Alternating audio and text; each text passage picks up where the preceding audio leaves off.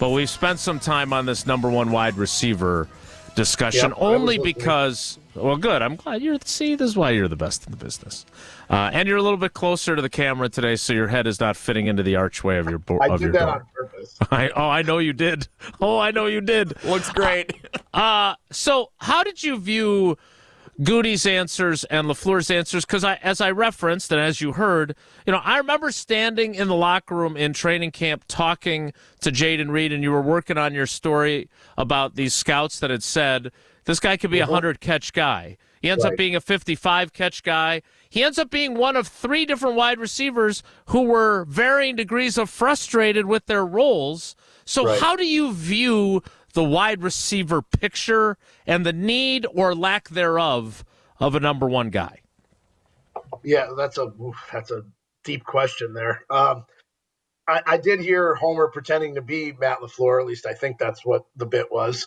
But we do bits, yeah. Yeah, I like bits. Like �12🐠's answer about how teams that have historically relied on one receiver haven't done very well in the playoffs. Like anecdotally, that sounds great. I don't know if that's true or not, but that tells me he's not signing T. Higgins or whoever. Remember back, I think we were talking to Jason Vrabel, the passing game coordinator, about this in training camp, and he said, "Here's how we'll find a number one receiver. At some point, one of these guys is going to get a contract extension, and that will be our number one receiver. So it's up to them to decide who they want to pay. And at this point, I'm still not sure which one that is." Homer, you think that it's Christian Watson if healthy. Is that a fair depiction of your position? Yep, that's my position. He's been a number one. You ask defensive coordinators, they address him as a concern more than any other receiver on the Packers team. And that's the standard by which we should all judge what someone is. Yeah, and I think you're 100% right, Homer. The only problem with Christian Watson is he's not a volume guy. And now he's hurt, so we won't really see him till, probably November at the earliest. And now the one thing that I think this injury certainly did not do any good for anybody, right? But let's take a silver lining approach here. From the Packers standpoint, it almost delays their decision on whether they have to pay him big money, because what will most likely happen is, let's say he comes back in mid-November, plays 6 games, does, fair to Midland, isn't unbelievably dominant. They can do a short-term 1-year extension the following year, assuming he's amiable to do it. And then they sort of buy their time with making the big Christian Watson decision until after the 2026 season. Yeah. So that's exactly what they will do, by the way. And look, they did that with Robert Tonyan, and then Robert Tonyan fell off the face of the earth, right? Correct. He had the ACL. They got him back on a bargain, and then it just didn't go anywhere. In his absence, then, because look, as I said it in my questions, this is something that we have been asking about for 2+ years, right? And because they didn't have the next successor. No offense to Jesse's favorite player, Alan Lazard, but he was the number one wide receiver in 2022 in name only. And so at some point, does Jayden Reed, how do you view Jayden Reed's season? Because I was with you that day, and I was with you on the idea behind your story about his varied skill set. He was like Cobb in 14. That's what I thought he was going to be, and that did not happen. Right. And what did Cobb catch that year? 90. Was that the year? 91? Yeah, 90, something like that. I still think Jayden Reed's their most versatile, dynamic guy. And I think people around the league view it that way. But like to Homer's point, he's not the guy that you have to, concentrate on with your, game plan in terms of this can't happen, right? Like you can't let Christian Watson get over the top. But which is why it's hard for a slot receiver to necessarily be the threat. That doesn't mean he can't be the number one target. But I think you look at all the quarterback numbers this year, Jason, for the Packers. I think the numbers themselves are out the window because of the injury to Love, how different they played with Willis, and like nobody's numbers were going to be what they wanted or should be. just based on the way that part of the season went. Now, we've spent so much time talking about their offense, but think about this. I was looking at this earlier today. The Packers had how many games in a row where they scored 30-plus points? Was it 4 games in a row? Five. Yeah, five, yeah. Do you know how many games the Kansas City Chiefs have gone without scoring 30 points in a game? 20. 28 games. They have not scored 30 points. November 26, 2003 is the last 2023, sorry. November 16th, That would be even longer. 2023 was the last time they scored 30 or more points. I mean, you don't necessarily have to win that way. So I'm glad you bring that up because we had this. I listened to the Chiefs game on our drive back from Eau Claire, which, by the way, sparkling basketball facility. I can't wait to go see a game there when your offspring plays there. But I didn't. What I heard from, I think it was Ross Tucker who was doing the game with Kevin Harlan on Westwood One, and what struck me.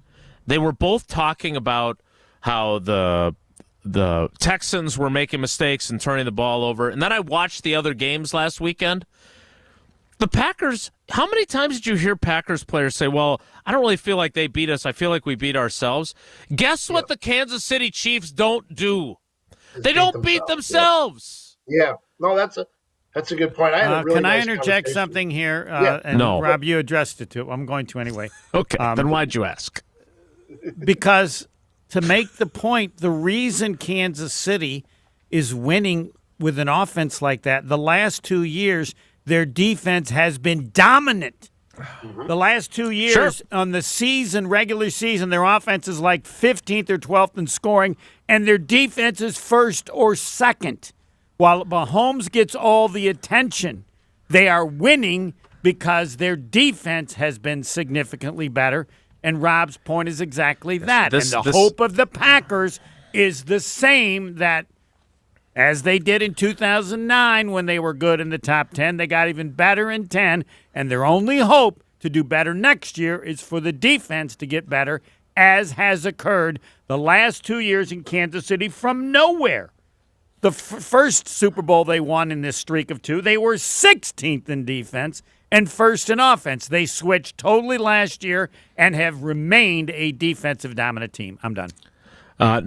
You've made that argument with Tausch before. You guys got into a very heated debate last year over it, but I think you're right. Rob? Well, and the point to Homer, what I would love to know, Homer, and I just tried to find it real quick on our stats database, but it's too hard to do quickly, is the pass rush, right? How much of that is pass rush with the Chiefs? I'm assuming they're really high in quarterback pressures and putting quarterbacks under duress. And that's the one thing that this Packers defense didn't do. It did a lot this last year, right? It took the ball away, was pretty good against the run, but from a consistent standpoint, it didn't have the pass rush that was necessary to be that type of defense. And to me, obviously, look, they made the change on the defensive line coaching staff. Are going to have a new defensive line coach there at some point soon. And that's the thing. That's the next step for this defense. Points given up, they were 6th, the Packers, which is the best since 2010. The best in 15 years in points given up. And just in third downs, they were about 12th or 13th in third down. So decent, but not great. You have to get pass rush in order to be a great defense. And I mean, again, I don't have Kansas City's pressure numbers in front of me, but you got to get pass rush, and that makes up for their inability, or whatever you want to call it, that they haven't scored 30 points in 28 games. Rob, where do you view Jordan Love today, and how do you view his season? Yeah, I mean, I think his season was a little bit of a slight step backwards from his rookie year. I still think he has all the skills and tools to be a top 10 quarterback in this league. And without going through it right now, he might have been a top 10 quarterback in the league. But he's not. He wasn't a top wasn't a top 3 or 4 quarterback in the league like he was the last half of last season. But I don't think there's any reason to think, oh man, like after 2025 we're in trouble. We need a new quarterback. I don't think they're in that situation at all. Is he going? And again, I understand that this is conjecture. You don't know this. I don't know this. We don't have crystal balls. But the way we were talking about him at the end of last season, right? I mean, the interception he throws late over the middle across his body into triple coverage was so jarring. Was not just because they lost the game because of it, but because it was so out of character for how he had played to that point, right?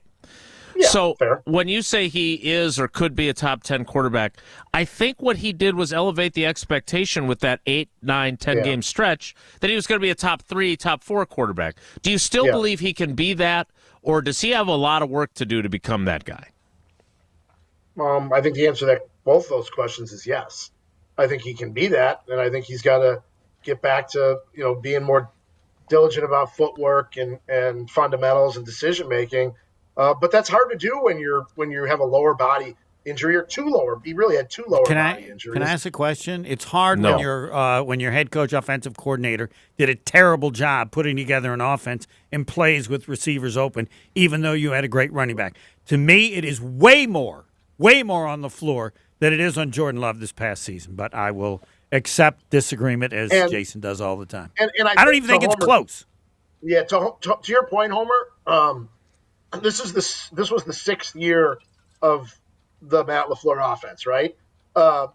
If you don't change, and he'll admit this, if you don't change in this league, you're dead, right? Like adapt or die. This is critical off season for them to. I'm not saying they need to reinvent their offense, but to reimagine some things in terms of schemes and like defenses catch up. And if you just say, all right, I'm going to take the folder from this game last year, tear off the date, and relabel it, and that's going to be the game plan for next year when we play the Lions or the Vikings or whoever. Like that doesn't work. And I'm not saying that's how they do it, but I'm saying that to make a point that at some point these things are cyclical with offensive schemes, defensive styles of play, and people catch up to it, and like that's where it's incumbent upon this coaching staff to sort of figure out what the next evolution of this offense is, because I would think, to Homer's point, it wasn't like there were guys running free. And I think you asked that even, Jason, in one of the questions. I did. Toward the end of the year, like years past, the guys were just schemed open, and we just didn't see that this year.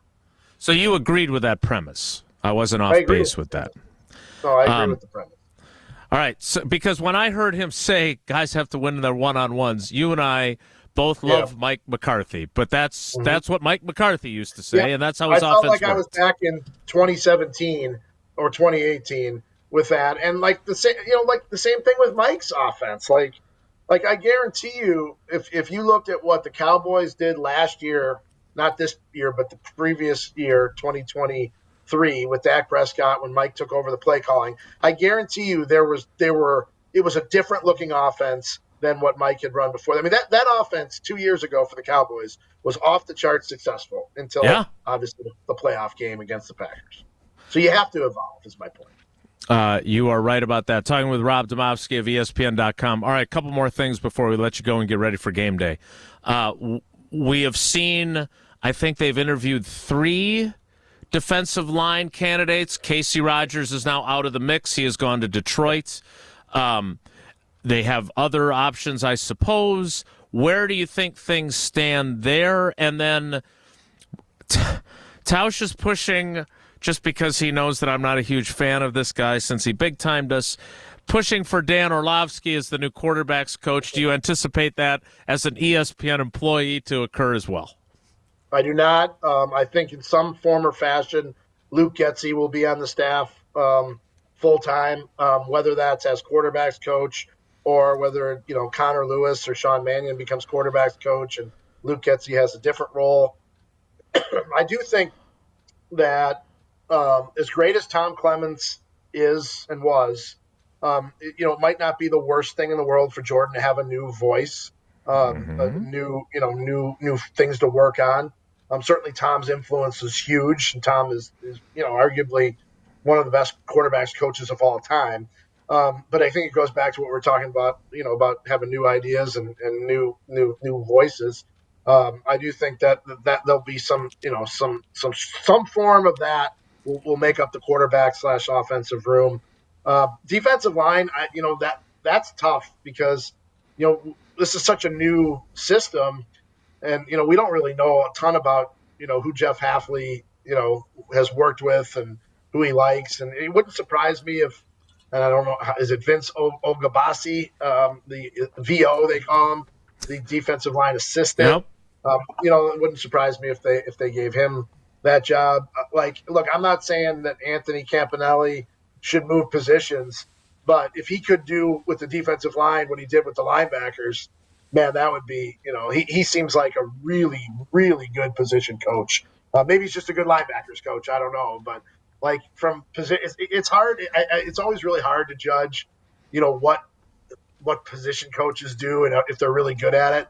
But the way those inside linebackers played this year, you'd have to think he's a pretty darn good position coach. And could he have the same impact on the defensive line? I mean, the line in this defense, it's sort of they're connected, right? The linebackers and the D line. You just wonder if there's some overarching. Was it overarching? Overarching. No, right? I like overarching. Yeah. I'm with you on that. They aren't very good, and it's not on the damn coach. Oh, he didn't even bother to ask if he could chime in there. He just did. I did not. Do you agree with that? When did these coaches become so important? I've heard of maybe an offensive line coach is important. Do you think throughout the season, Rob, you're watching the defensive line going, man, we got a coach problem here? No, they're not good enough. Rashawn Gary, Kenny Clark. Yeah, you're saying they didn't draft good enough or sign good enough players? Yes. That's what you're saying? I don't think – I defer to you. At any point in the last couple of years, have you said to anybody, I think the problem here is their line coach, defensive line coach, isn't very good? That ever enter your mind? Yeah. Yes, it did. Okay. All right. It did. I don't remember you saying it, but that's good enough for me if it entered your mind. It's a great day to be a Redbird. I think we say it every time we talk to these guys at the podium. I think you say whether these guys we think they're any good or not. Okay. All right. But before we go, last two things. One, you're a very likable guy. That's what Hogue and Madsen tell me all the time. I agree with that. No, I do too. We've been friends for a long time. You're friends with Todd Archer. You're friends with Courtney Cronin, our late great friend Jeff Dickerson. Can I say something about Courtney Cronin or not? Should I pass on that? No, you may not. Damn. So turn off his mic. That's a good preemptive step in there because who knows where that was. This is not my first rodeo. Nelly. If you teased Courtney Cronin, who is your friend who covers the Bears, it would be you guys are friends, right? Mm-hmm. What did you make of Ben Johnson and the shot he took at Matt LaFleur? Homer thinks it was actually respect because he thinks Matt LaFleur is such a good coach. But I can't get over the fact that he said that about someone he has no connectivity to whatsoever. Came off as douchey to me. Agree or disagree? I think he was pandering to the lowest common denominator. What was it? What year was it that Lovie Smith stood up there and said our number one goal is to beat Green Bay? That's a guy who, I don't have an issue with it just because, he's embracing the rivalry in his new job. So you know what? Yeah, it was a little bit like whoa, where did that come from? Kind of a thing, but. The reason it surprised me is because it was personal, and he named the coach. He didn't talk about the organization or the team. That was, yeah. And I told the story yesterday for those that don't listen every day. I asked Lovie Smith about that at an NFL meeting subsequently in the early mid 2000s, and he said, "Look, the Packers were the big dog on the block. We had to knock them off to win the division. If we win the division, we're in the playoffs. We've got a home game. Then we try to.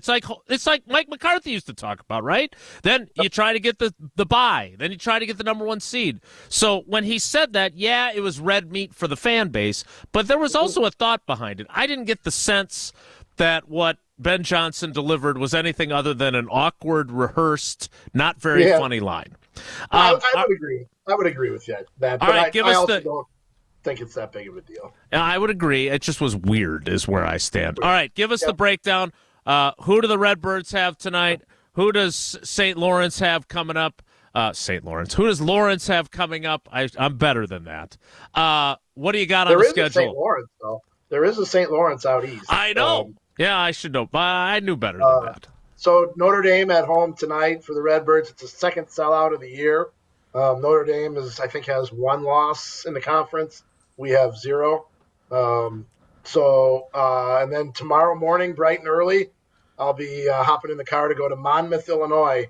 Now, if you can tell me Monmouth College's nickname without looking it up, I'd be really impressed. But the Lawrence Vikings will be taking on the Monmouth.